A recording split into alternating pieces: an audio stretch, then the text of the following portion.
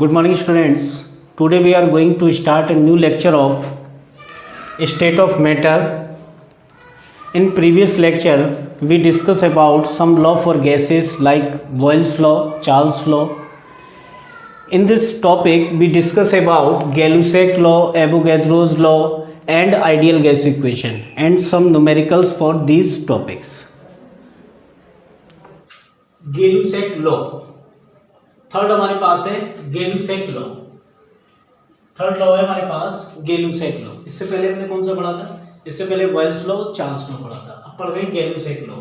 Gay-Lussac में क्या होता है? For a constant amount of gas, यानी कि अगर मैं गैस के मॉलिक्यूल को फिक्स कर दूं, गैस के मॉलिक्यूल को अगर मैं फिक्स कर दूं एंड फिक्स्ड वॉल्यूम, वॉल्यूम को भी फिक्स कर दूं, गैस के अमाउंट को भी फिक्स कर दूं, तो जो प्रेशर होता है गैस का वो डायरेक्टली प्रोपोर्शनल होता है टेम्परेचर ऑफ द गैस के, यानी कि pressure is directly proportional to temperature of the gas if at constant amount of gas and fixed volume of the gas.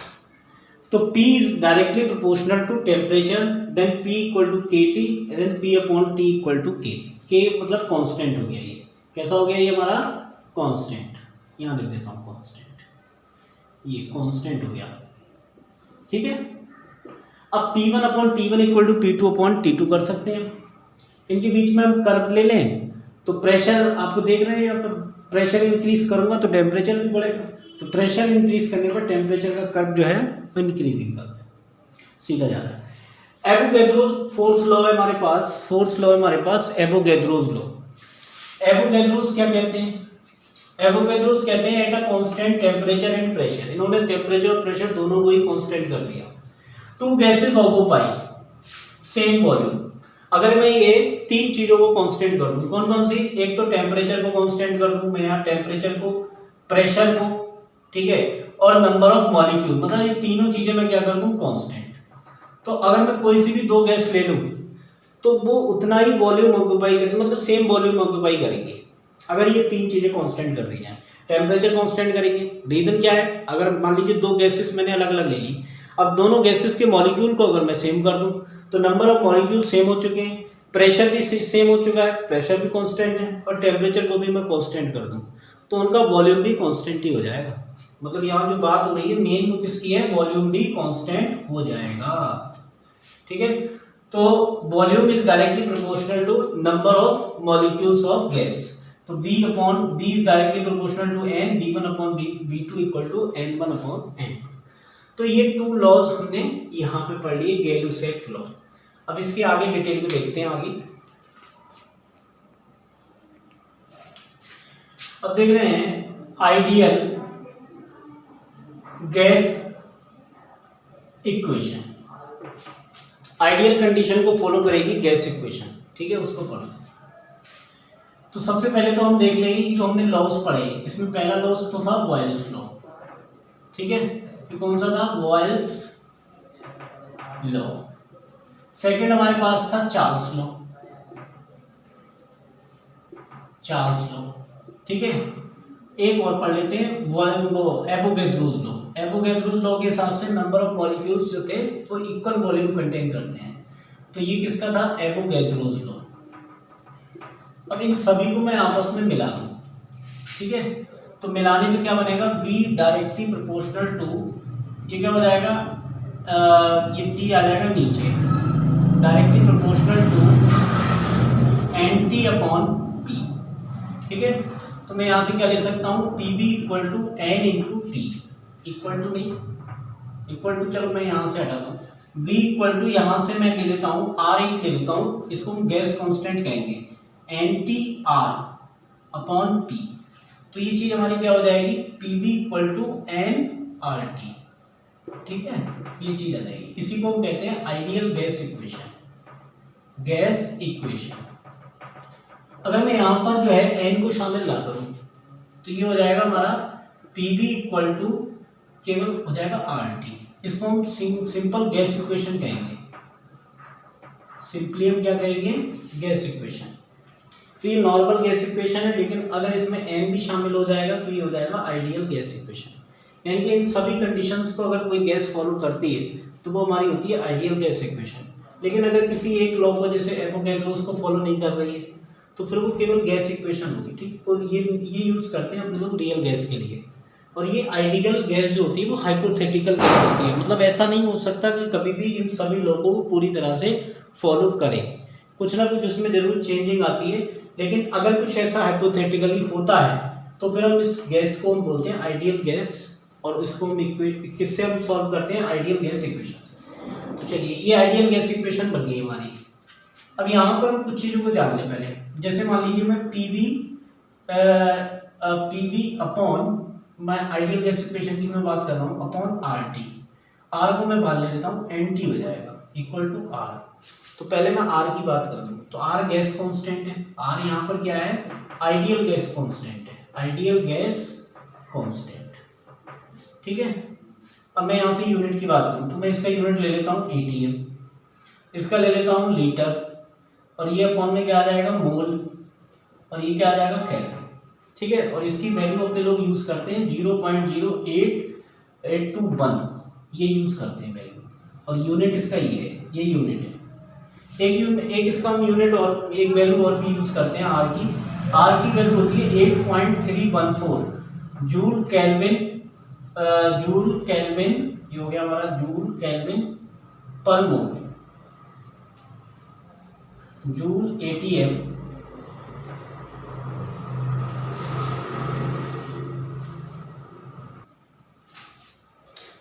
तो ये इसका यूनिट हो गया हमारा इसका। एक और वैल्यू को हम यूज कर सकते हैं 8.314 जूल पर मोल केल्विन, इसको भी हम यूज कर सकते हैं, लेकिन ये जूल में है। ये वाली ज़्यादातर यूज होती है लीटर एटीएम पर मोल केल्विन, इसमें ये वाली वैल्यू यूज होती है। आप थोड़ा सा इसको ऐसे भी कर सकते हो, 83 तक ला सकते हो, 821 की जगह 83 भी आता है कहीं ना कहीं। तो इस तरीके से हम इसको यूज करते हैं। अब मैं थोड़ा और आगे डिटेल में बताता हूँ। जैसे कि मान लीजिए, अब इसको मैं थोड़ा रफ करता हूँ। जैसे मान लीजिए मैंने यहां पर ये ले लिया पीवी अपॉन एन को मैं यहां से एक्सक्लूड करके PV upon T equal to क्या कर देता हूं, कांस्टेंट। तो ऐसा होगा कि P1 upon B1 equal to T1 equal to P1 upon P1 B1 upon T1 equal to P2 B2 upon T2। एक ये भी इक्वेशन यूज कर सकते हैं, ठीक है ना। अगर मान लीजिए किसी तरह से ये वाली इक्वेशन है PV इक्वल टू NRT, तो मैं यहाँ पर जो n की वैल्यू दी हुई है इसको मैं ये दे सकता हूँ PV equal to W upon MRT, ठीक है। यहाँ पर W क्या है हमारा, अमाउंट ऑफ द गैस, लेकिन ध्यान रखें ये चीज मास नहीं है, ये चीज है molar mass, molar mass of the gas, सही है।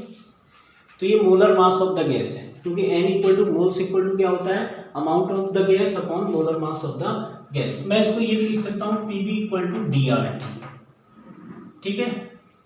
अगर मैं इसके बीच में रिलेशन लेना चाहूँ तो PV अपॉन R तो कांस्टेंट है, T ले लूँ यहाँ पे तो क्या आ जाएगा, D। तो मैं यहाँ पर अगर मैं वॉल्यूम और टेम्परेचर को कांस्टेंट कर दूँ तो ये प्रेशर जो है वो डायरेक्टली प्रोपोर्शनल होता है डेंसिटी ऑफ द गैस के, ठीक है ना। तो मैं इसको भी यूज कर सकता हूँ, ठीक है। तो P1 upon P2 equal to क्या आ जाएगा, D1 अपॉन D2। ये चीज भी आगे के लिए किसी न्यूमेरिकल में गिवन हो सकती है, इन सबका यूज करेंगे बाद में। अगर मैं यहाँ पर रिलेशन देखूँ वॉल्यूम से, तो मैं यहाँ प्रेशर को और टेम्परेचर को कांस्टेंट कर दूँ तो वॉल्यूम डायरेक्टली प्रोपोर्शनल किसके हो जाएगा, D के। तो V1 upon B2 equal to क्या आ जाएगा, D1 अपॉन D2, ये चीज़ आ जाएगी, ठीक है ना। तो इसको भी हम यूज़ करेंगे, ठीक है। इनको भी इक्वेशन को यूज़ करेंगे, इस इक्वेशन को भी यूज़ करेंगे, और एक इक्वेशन मैंने लिखी थी PV equal to NRT। NRT कहाँ रहेगी, चलो कहीं भी हो, PV इक्वल टू NRT को भी यूज़ करेंगे। तो इन्हीं फॉर्मूलाज का यूज़ करते हुए न्यूमेरिकल्स को सॉल्व किया जाएगा।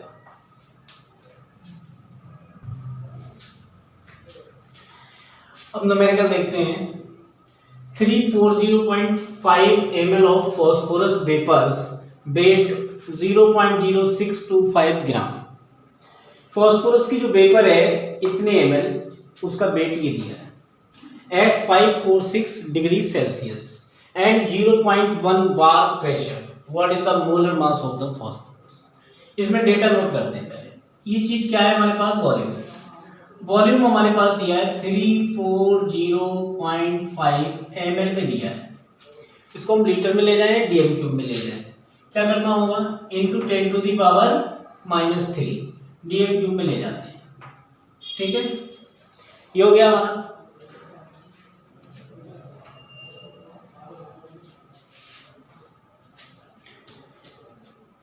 नेक्स्ट है 0.0625 ग्राम, डब्ल्यू है ये 0.0625 ग्राम, ये वेट दिया हुआ है इस वेपर का, फॉस्फोरस वेपर का जो वेट दिया है वो इतना दिया है। टेम्परेचर कितना है, अच्छा 546 डिग्री सेल्सियस। इसमें क्या करना चाहिए, 273 ऐड कर देनी चाहिए, केल्विन में आ जाएगा। कितना हो गया, अच्छा ये 9 4 7 11 3 5 819 केल्विन हो गया टेम्परेचर। प्रेशर दे रखा है 0.1 बार, ये प्रेशर दे रखा है। What is the molar mass of the phosphorus, मतलब m पूछा है उसने, तो क्या फॉर्मूला है, Pb = W/m × RT। सही है, आसानी से निकल जाएगा।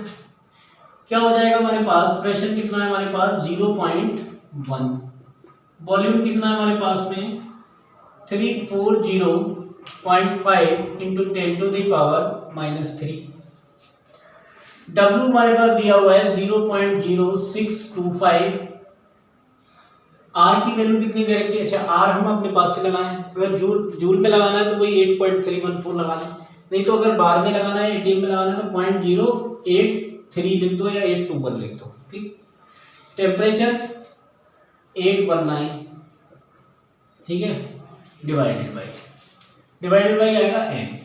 अब इसको सॉल्व कर लेंगे, ठीक है ना। जब इसको सॉल्व कर लेंगे तो आंसर हमारे पास कितना आएगा तो देख लेते हैं।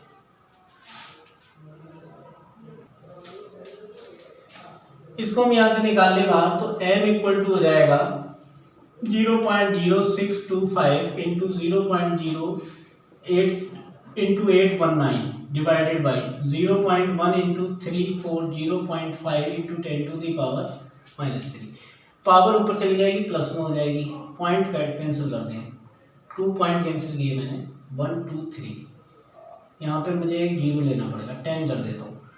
ठीक है, तो ये हो जाएगा हमारे पास में,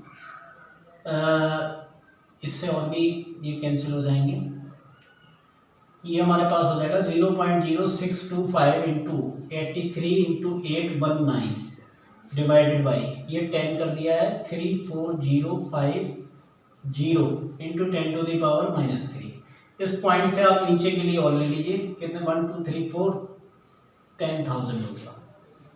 ठीक है, तो 10,000 ये हो गया, पावर माइनस हो जाएगी, तो यहाँ पे मैं एक 0 और इंक्लूड कर देता हूँ, बाकी ये सब हटा देता हूँ। ठीक है, तो इसको अब आपको सॉल्व करना पड़ेगा, बाकायदा यहाँ कैलकुलेशन करनी पड़ेगी इनकी मल्टीप्लाई से डिवाइड। इसका आंसर होगा 124.92 ग्राम पर मोल, ये इसका आंसर है। ठीक है ना, तो ऐसे सॉल्व करना है। सेकंड न्यूमेरिकल है, calculate the volume occupied by 8.8 gram of carbon dioxide at 31.1 degree Celsius and 1 bar pressure. R की वैल्यू गिवन है आपको 8.083 बार dm³ पर केल्विन पर मोल। डेटा नोट कर लें, 8.8 ग्राम दिया हुआ है, इसमें हम क्या ले लें, W की वैल्यू है 8.8 ग्राम, क्या चीज दी है हमारे पास, CO2। एक चीज हमें यहाँ पे और देखनी पड़ेगी, टेम्परेचर हमारे पास कितना है 31.1 डिग्री सेल्सियस, इसमें मैं 273 ऐड कर दूं तो केल्विन में आ जाएगा। केल्विन में आएगा तो ये कितना हो जाएगा 0.1, और ये हो गया 4, और ये हो गया 0, ये हो गया 3, ये केल्विन में आ गया। ठीक है, 1 बार प्रेशर है, P की वैल्यू है 1 बार। ठीक है, R की वैल्यू गिवन है आपको 0.083 बार dm³ पर मोल केल्विन। ठीक है, ये चीजें आपको गिवन है। अब हमें देखना ये है कि इसमें एक फॉर्मूला, एक चीज़ की और जरूरत पड़ेगी, इसमें CO2 के मोलर मास की जरूरत पड़ेगी। मतलब हमें यहाँ पे क्या लेना होगा, मोलर मास। तो मोलर मास हमारे पास, मोलर मास ऑफ CO2 कितना होता है? अच्छा, कार्बन का 12, ऑक्सीजन का कितना हो गया 16 इंटू 32, मतलब 32 इसका हो गया और 12 ये, मतलब 44 ग्राम हो जाएगा। यहाँ पे यूज करेंगे PV इक्वल टू W/m/RT, ये इक्वेशन यूज करेंगे। हमें यहाँ से कैलकुलेट करना है वॉल्यूम। तो डेटा मैं यहाँ पे नोट कर लूँ। डेटा के हिसाब से 1 into volume equal to W हमारे पास है 8.8 डिवाइडेड बाई ये हो गया 44, ये हो गया 0.083, टेम्परेचर है हमारे पास 304.1। ठीक है, इसको सॉल्व कर लेंगे। ये हमारा जो है पॉइंट कैंसिल हो जाएगा, ये 0.2 आ जाएगा।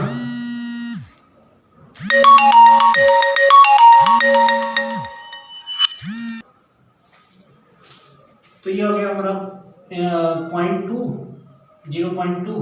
तो ये वॉल्यूम, ये हो जाएगा वॉल्यूम इक्वल टू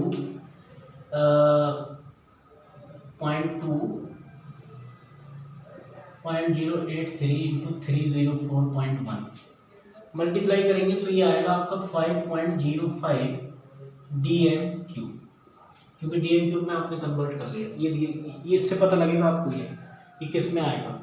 ठीक है, अगर यहाँ लीटर होता तो लीटर में आ जाता है, ml होता है ml में आ जाता, ये DM3 में तो DM3 में आएगा। ठीक है, आप सॉल्व कर लेंगे तो ये आपको पता लग जाएगा।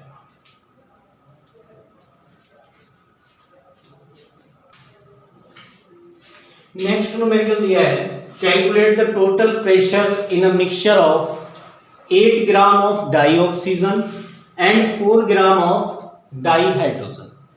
यानी कि हमें जो टोटल प्रेशर दिए, मतलब कैलकुलेट करना है हमें total pressure in a mixture का करना है जिसके अंदर 8 ग्राम तो डाइऑक्सीजन है, 4 ग्राम हाइड्रोजन है। 1 DM3 उसका वॉल्यूम होगा, टेम्परेचर होगा 27 डिग्री सेल्सियस। आर की वैल्यू 0.083 बार DM3 पर केल्विन पर मोल, ये गिवन है आपको। ठीक है, इसके बाद हमें क्या करना होगा, सबसे पहले इसमें ये जो 8 ग्राम दिया है, ये अमाउंट दिया है किसका, डाइऑक्सीजन का। तो हमें इसमें क्या करना पड़ेगा, मोल्स निकालने पड़ेंगे। मोल्स किसके, NO2 के। कितने मोल होंगे NO2 के, मतलब मोल्स इक्वल टू क्या होता है, मास अपॉन मोलर मास। तो मास कितना दिया है 8 ग्राम, तो 8 ग्राम, और डाइऑक्सीजन का मोलर मास O2 का ये हो गया 16 इंटू 2 मतलब 32 ग्राम में। तो कितना हो गया, ये हो गया 1/4। 1/4 का मतलब 0. हो गया हमारा 25, यही होगा ना, सही 0.25 हो गया। अब हमें मोल्स निकालने हैं किसके, हाइड्रोजन के। तो हाइड्रोजन का मास कितना है 4 ग्राम, मोलर मास हाइड्रोजन का 2 ग्राम। चलिए कितना आ गया 2। ठीक है, ये तो यहीं से पता लग गया आपने। अब हमें टोटल मोल्स लेना है, तो टोटल मोल्स हम क्या कर लें, NO2 प्लस NH2 करेंगे तो कितना आएगा, ये हो जाएगा 0.25 प्लस 2, तो कितना हो गया 2.25, ये मोल आएंगे। ठीक है, अब हम यहाँ पे इक्वेशन, अब ये तो हमने टोटल मोल्स निकाल लिए। अब हमें क्या क्या डेटा दिया हुआ है, डेटा के हिसाब से 1 DM3 मतलब वॉल्यूम कितना दिया है 1 DM3 दिया हुआ है।